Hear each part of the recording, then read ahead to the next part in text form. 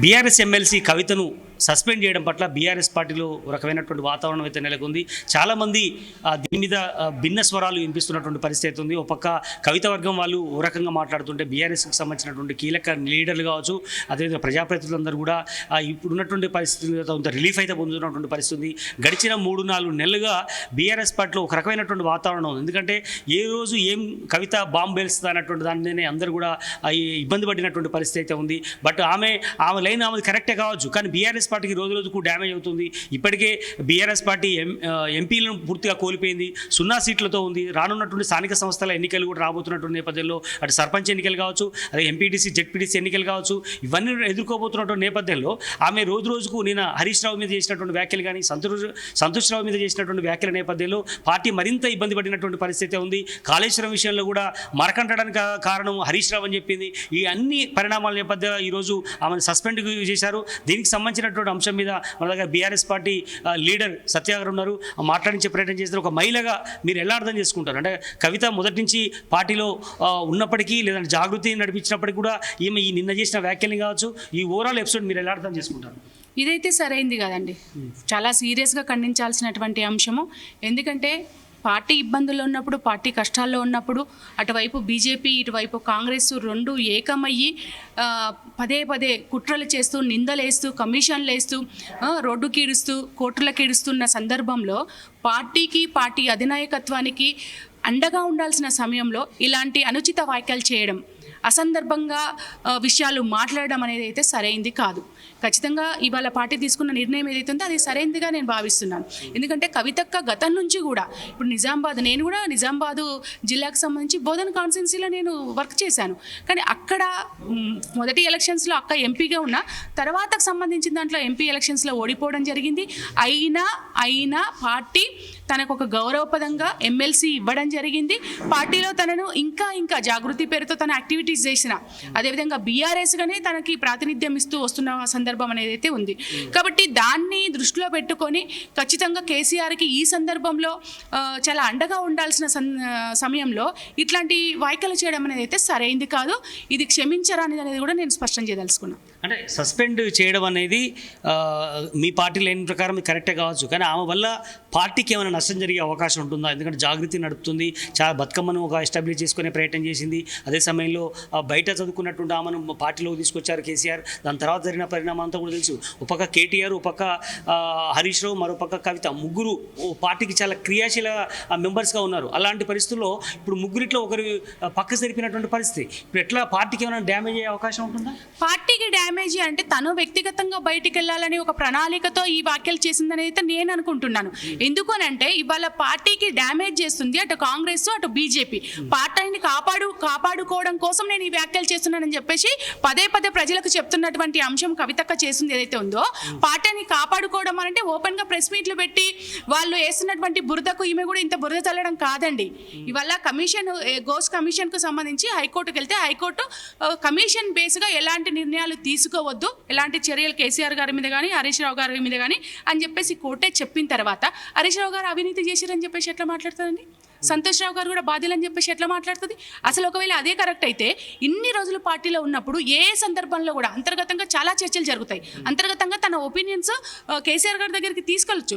మాకు బయట వాళ్ళకు ఉండే స్పేస్ కంటే కూడా కూతురుగా తనకు ఎక్కువ అవకాశం ఉన్నది. మరి ఏ రోజు ఎప్పుడు ఈ 12 ఏళ్ల కాలంలో మాట్లాడకుండా ఈ రోజే మాట్లాడుతుంది అంటే ఖచ్చితంగా అక్కడ ఆ కుట్రలో కవితకు కూడా భాగమైంది అనేది అయితే స్పష్టమవుతుంది. ఇవాళ బీజేపీ కాంగ్రెస్ కలిసి ఆడుతున్న నాటకంలో ఒక పావుగా కవితకు కూడా భాగస్వామ్యం అవుతుందని అయితే స్పష్టమవుతుంది. గతంలో బీఆర్ఎస్ వర్కింగ్ ప్రెసిడెంట్ కేటీఆర్ కూడా అన్నారు, ఇక్కడ రేవంత్కు సంబంధించినటువంటి కొంతమంది కూడా ఇక్కడ ఉన్నారేమో, వర్గానికి సంబంధించినటువంటి వాళ్ళని కూడా ఆరోపించారు. అది ఆ రోజు కవిత దృష్టి నుంచి మాట్లాడినని అనుకోవచ్చా? ఈరోజు జరిగినటువంటి పరిణామాలు కావచ్చు, లేదా మొత్తం పరిణామాలను బట్టి మీరు ఎలా తీసుకుంటారు? అదేవిధంగా ఎమ్మెల్సీగా ఆమె కొనసాగుతున్నారు, ఇంకా స్టిల్ ఆమె పార్టీ పెడతారనే చర్చ జరుగుతుంది. మీరు ఏం చెప్పదలుచుకున్నారు? ఖచ్చితంగా నైతికంగా కనుక ఆ రోజు లిక్కర్ కేసు ఏదైతే జరిగిందో, సిబిఐ అరెస్ట్ చేసిన సందర్భం ఏదైతుందో, అప్పుడు నేను మా నాన్నగారి దగ్గరికి వెళ్ళి నేను నైతికతగా నేను రిజైన్ చేస్తానని చెప్తే మా నాన్నగారు వద్దన్నారని చెప్పేసి మీడియాకి చెప్పడం జరిగింది.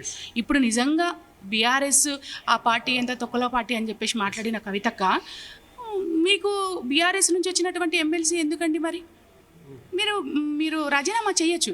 అదేవిధంగా నిన్న మాట్లాడడం అనేది అయితే సరైంది కాదు. ఎందుకు అని అంటే అసెంబ్లీలో అంత పెద్ద చర్చ జరిగి ఏకపక్షంగా సిబిఐ ఎంక్వైరీ చేసి ఏకపక్షంగా ఎలాంటివి ఏమంటారు బయటపడకుండా ఘోష్ కమిషన్లో చేయడము అని అంటే ఇది ఖచ్చితంగా ఆ రోజు కేటీఆర్ గారు అన్నది అయితే వాస్తవం అని చెప్పేసి మాకు అనిపిస్తుంది.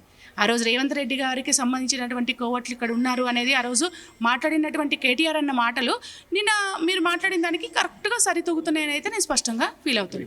రైట్, మరికొంతమంది మహిళా లీడర్లు ఉన్నారు, వాళ్ళతో కూడా మనం మాట్లాడించే ప్రయత్నం చేద్దాం. బీఆర్ఎస్ ఎమ్మెల్సీ కవిత సస్పెండ్ మీద ఎలా రియాక్ట్ అవుతారో మనం తెలుసుకునే ప్రయత్నం చేద్దాం. రైట్, మన దగ్గర మరో మహిళా లీడర్ సుమిత్ర గారు ఉన్నారు. ఈరోజు కవిత మీద సస్పెండ్ చేయడం పట్ల మీరు ఎలా చూస్తున్నారు? పార్టీని మొదటి నుంచి ఆమెను చూస్తున్నారు, ఆమె వైఖరి పట్ల చూస్తున్నారు, మీరు ఎలా రియాక్ట్ అవుతారు? ఉద్యమ దళపతి బీఆర్ఎస్ పార్టీ వ్యవస్థాపకులు మాన్యులు కేసీఆర్ గారి నిర్ణయం మా అందరి పార్టీకి శిరోధార్యం. ఆయన ఏ నిర్ణయం తీసుకున్నా మేమందరం తప్పకుండా అనుసరిస్తాం, స్వాగతిస్తాం. ఇక్కడ కాళేశ్వరం విషయానికి వస్తే తెలంగాణలో కాళేశ్వరం నిర్మాణం గొప్ప దార్శనికుడు కేసీఆర్ తరాల తెలంగాణ తల్లి దూపను గోసను తీర్చినటువంటిది.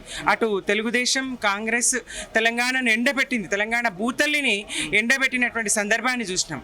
మరి ఆ దూప తీర్చడానికి మీరు ఎగువనున్నారని చెప్పినా కాదు, మేము ఎత్తిపోసైనా తెలంగాణ తల్లి దూప తీరుస్తాం, పంటచేల పాదాలు కడుగుతాం అనేటువంటి మాట ఇచ్చి కేసీఆర్ గారు ఒక అకుంఠిత దీక్షతోని పట్టుదలతోని అతి స్వల్ప కాలంలో ప్రాజెక్ట్ నిర్మాణం చేసి తెలంగాణ తల్లి మరి అవినీతి జరిగిందని చెప్పేసి నిన్న ఆరోపణ చేసింది. హరీష్ రావు దాంట్లో పాత్ర ఉంది, అలాంటి వాళ్ళని ఎందుకు ఇంట్రాగేషన్ చేయడం లేదని కూడా ఆమె ఆరోపణ చేసింది.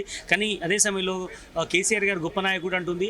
అదే మరి నిర్ణయం తీసుకుంది మరి కేసీఆర్. అలా ఉన్నటువంటి ఇరిగేషన్ శాఖ మంత్రిగా పనిచేసింది హరీష్ రావు కావచ్చు, కానీ హరీష్ రావుకు పాత్ర ఉందని ఎలా ఆరోపణ చేస్తుంది, దాన్ని ఎలా అర్థం చేసుకోవాల్సిన అవసరం? అదే చెప్పబోతున్నా. ఏ కాళేశ్వరం కారణంగా కేసీఆర్ గారి ప్రతిష్ట హిమాలయాలంత ఎత్తు ఎదిగిందో మరి ఆ కాళేశ్వరంలో ఎలాంటి అవినీతి జరగలేదు. దేశంలో అనేక ప్రాజెక్టుల నిర్మాణం జరిగింది. నిర్మాణ సమయంలో నిన్న పోలవరంలో కూడా ఎన్నిసార్లు కాపర్ డ్యాంలు కూలిపోతూ కొట్టుకుపోతున్నాయి చూస్తూ ఉన్నాం. మరి మరమ్మతులు చేస్తారు, ఏదైనా చేస్తారు. ప్రాజెక్టుల నిర్మాణంలో చిన్నపాటి జరుగుతూనే ఉంటుంది. మరి దాన్ని పెద్ద బూచిగా భూతద్దంగా చూపించి అవినీతి జరిగిందని అర్ధరాత్రి దొంగరాత్రి కాంగ్రెస్ ఆడినటువంటి నాటకము ఈ చోటే బాయ్ ఆ బడే బాయ్కి అప్పగించడం. రాహుల్ గాంధీ గారేమో ఈడీలో ఎస్పెషల్ కవిత గారు మీ కన్సర్న్, కానీ కవిత గారు ఈరోజు సస్పెండ్ కాబడ్డారు. ఆమె పార్టీ లైన్ పూర్తిగా దాటడం వల్ల ఇదంతా జరిగింది అనుకుంటున్నారా, లేదంటే చాలా లేట్ అయిందని భావిస్తున్నారా? మీరు ఏమనుకుంటున్నారు? అదే చెప్తున్నా. ఆ కాళేశ్వరం మీద ఆ కాళేశ్వరంలో అవినీతే జరగలేదని మేమంటే దానికి ఊతమిచ్చే విధంగా తను మాట్లాడడం నిజంగా అన్యాయం, అది సరికాదు. మరి కేసీఆర్ గారు తప్పకుండా అందుకే చర్య తీసుకొని ఉంటారు. కాళేశ్వరం ప్రతిష్ట, కేసీఆర్ గారి ప్రతిష్ట మసకబార్చడానికి రెండు జాతీయ పార్టీలు చేస్తున్నటువంటి కుట్ర. రాహుల్ గాంధీ గారు ఈడీ సిబిఐలు జేబు సంస్థలు మోదీ గారి కంటే ఆ ఈడీకి ఆ సిబిఐకి అప్పగించే ప్రయత్నం చేసిండ్రు. పార్టీకి ఏ రకంగా నష్టం జరిగే అవకాశం ఉంటుంది? ఆమె జాగృతి నడుపుతుంది, ఎమ్మెల్సీగా ప్రజెంట్ ఉన్నారు, కేసీఆర్ కూతురుగా ఉంది, రేపొద్దున మరిన్ని ఆరోపణలు చేసే అవకాశం ఉంది. ఇలాంటి పరిస్థితుల్లో పార్టీ ఏ రకంగా దాన్ని డ్యామేజ్ని కంట్రోల్ చేసుకునే అవకాశం ఉంది? కేసీఆర్ గారి నాయకత్వంలో పార్టీ ఎప్పుడు పరిపుష్టంగానే ఉంటుంది. కొంతమంది వల్ల పార్టీకి నష్టం వాటిల్లుతుంది అనేటువంటి ఇదైతే లేదు. కేసీఆర్ గారు ఉన్నంత సేపు కేసీఆర్ గారే పార్టీకి రక్ష, తెలంగాణకు రక్ష. కేసీఆర్ గారు ఉన్నంత వరకు పార్టీకి ఎలాంటి నష్టం జరగదు. ఒకే ఒక్కడు ఆయనే పార్టీని సమర్థంగా నిర్వహిస్తాడు, నడుపుతాడు. యావత్తు తెలంగాణ 60 లక్షల మంది కుటుంబ సభ్యులం కదా బీఆర్ఎస్ పార్టీలో, మరి ఏమీ కాదు, అంతా మంచి. నా పాత్ర కూడా ఉంది. పార్టీ ఈ రాజు ఈ స్థాయికి అధికారంలో రావడానికి కావచ్చు, ఈ పార్టీ ఇంత స్థాయికి వెళ్ళడానికి నా వంతు కూడా నేను ప్రయత్నం జరిగిందని చెప్తోంది. కనుక ఆమె కనుక పార్టీ పెడితే భవిష్యత్తులో ఈ పార్టీకి ఏ రకమైనటువంటి డ్యామేజ్ ఉండే అవకాశం ఉంటుంది? ఎట్లా దాని పరిణామాలు? ఎలాంటి డ్యామేజ్, ఎలాంటి నష్టం ఉండదండి, ఎలాంటి నష్టం ఉండదు. కేసీఆర్ గారు నమ్ముకొని వచ్చినటువంటి కార్యకర్తలు, నాయకులము, ప్రజలము అండగా కేసీఆర్ గారి కారణంగానే పార్టీ నిర్మాణం, కేసీఆర్ గారితో పార్టీ నడుస్తుంది. మరి ఎలాంటి నష్టం అయితే వాటిల్లుతుందని అనుకున్నాను.